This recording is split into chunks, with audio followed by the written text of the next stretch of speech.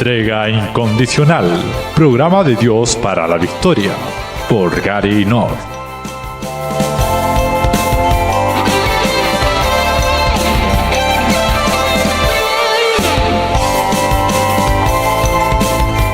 La conquista progresiva. Un territorio conquistado no se conquista por completo de la noche a la mañana.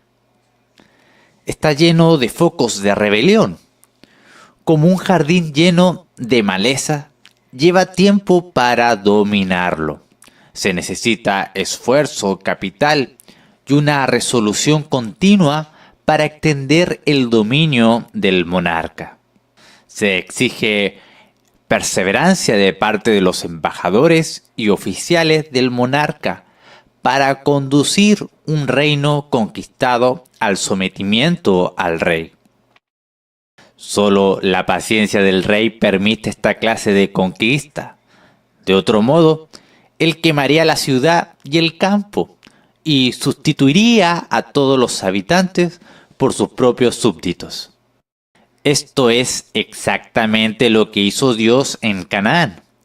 Para ser más preciso, Dios ordenó a los hebreos que extirpasen a los habitantes de la tierra, ya sea matándolos a todo o expulsándolos.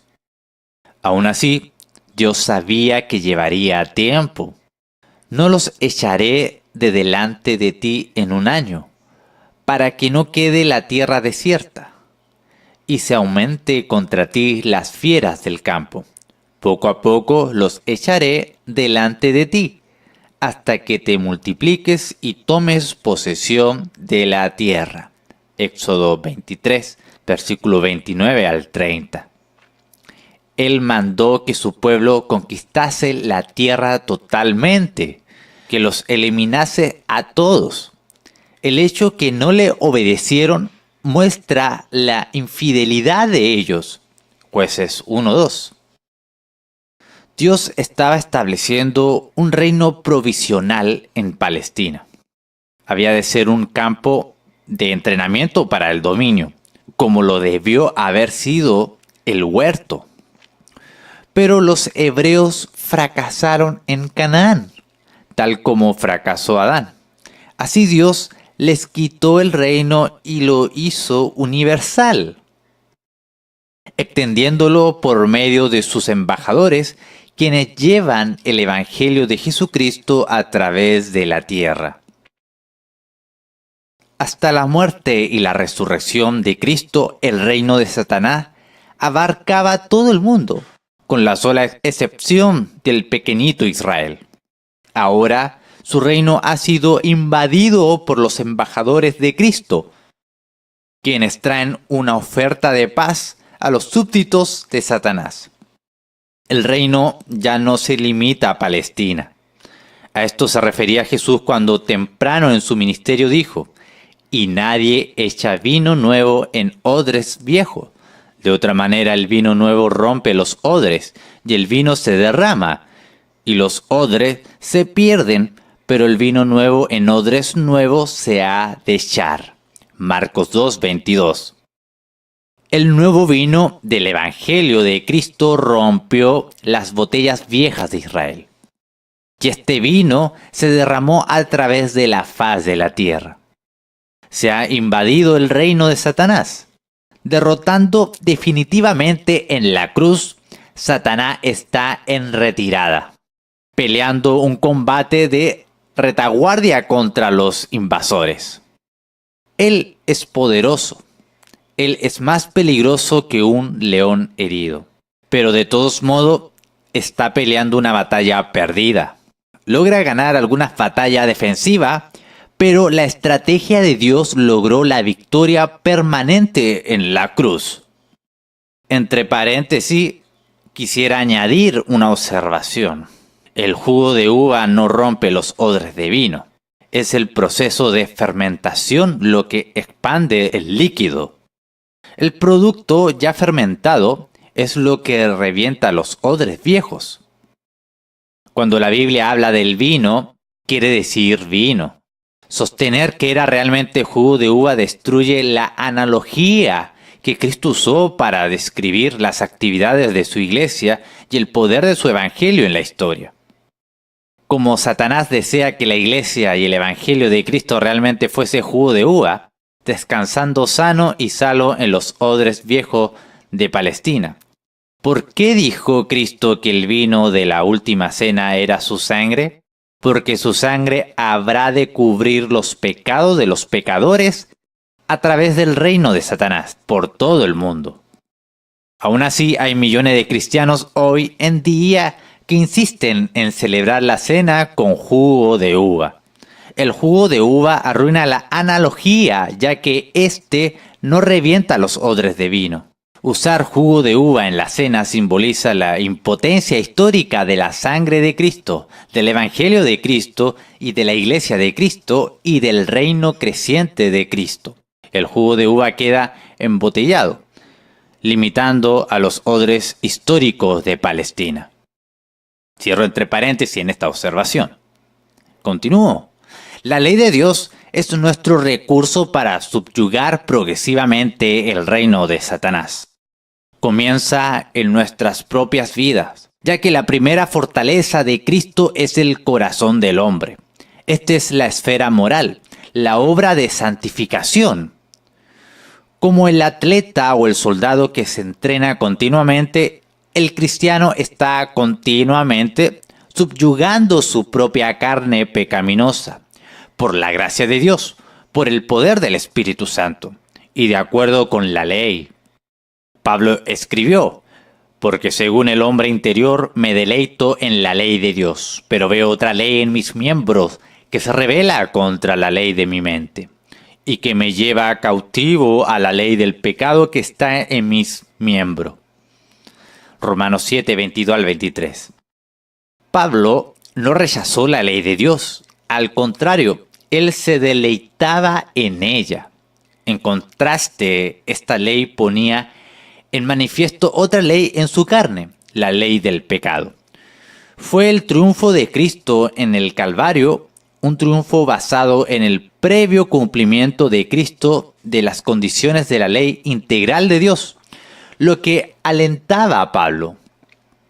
Él era justificado por la fe, no por la ley, Gálatas 3:24. ¿Qué quiso decir justificado por la fe? Significa que Dios el Padre mirará la perfección de Cristo y no el pecado de Pablo en el día del juicio. Pero esto no niega el papel de la ley de Dios en la vida del individuo. El segundo capítulo de la carta de Santiago nos insta que no abandonemos la ley. Así también la fe, si no tiene obras, es muerta en sí misma. Pero alguno dirá, tú tienes fe y yo tengo obras. Muéstrame tu fe sin tus obras y yo te mostraré mi fe por mis obras. Santiago 2, 17 al 18. Nuestra adhesión a los principios de la justicia externa y visible de Dios es lo que nos permite juzgar la realidad y la validez de nuestra fe en la obra expiatoria de Cristo por la gracia de Dios. Sin la adherencia a la ley de Dios no hay fe, dice Santiago. Sin los frutos del Espíritu, dijo Cristo, no hay redención, ya que por los frutos conoceremos la verdadera fe. Mateo 7:16. Esto nos lleva a la doctrina de la santificación. Esta doctrina tiene tres partes: la santificación definitiva, la santificación progresiva y la santificación final. Sabemos que todas las buenas obras de Cristo, toda su adherencia a la ley, pasan a cuenta nuestra en el momento de nuestra conversión. Aún así, hemos de poner en práctica los frutos de esta salvación en nuestras vidas.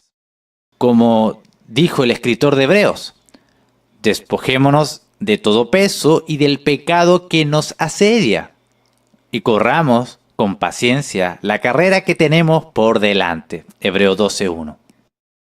¿Cómo es que reconocemos el pecado? Por la ley de Dios. ¿Cómo nos despojamos de estos pecados? Al imponer la ley de Dios en nuestras vidas. Sin la ley de Dios es imposible ni reconocer ni subyugar los pecados. Hemos ya tratado este tema en el capítulo sobre el hombre.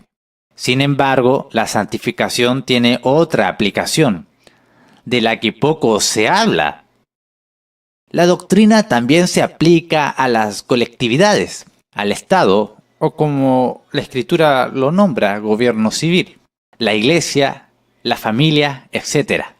Dios levanta a naciones enteras compuestas de personas que se han sometido a Él y a su tratado de paz. Israel es un ejemplo, y la ciudad pagana de Nínive en una época fue otro. Jonás 3 del 5 al 10. Dios los trata como colectividades. En el caso de Sodoma, Dios acordó con Abraham extender su gracia a causa de la familia de su sobrino Lot. Si Abraham podía mostrar que había por lo menos 10 justos en la ciudad. Génesis 18:32. Como no los hubo, solo Lot y sus 2 hijas escaparon de la ira que cayó sobre Sodoma. Pero mi punto es que Dios estaba dispuesto a tratar con una ciudad entera por causa de un puñado de gente justa. Por otra parte, gracias al juicio de Dios sobre una colectividad, Sodoma, Lot tuvo que huir para escapar de la destrucción. Los profetas también entraron en la esclavitud a causa del juicio de Dios sobre Israel y Judá. Ezequiel 1:3, el libro de Daniel. Los hebreos fueron juzgados, castigados, porque ellos y sus antepasados estaban bajo el pacto nacional de Dios. Judá fue al cautiverio por 70 años. ¿Por qué 70 años? Porque durante 70 veces 7 años, ellos no habían obedecido la ley del año sabático, cuando se debía dejar descansar la tierra. Ninguna siembra y ningún cultivo, por un año de cada 7.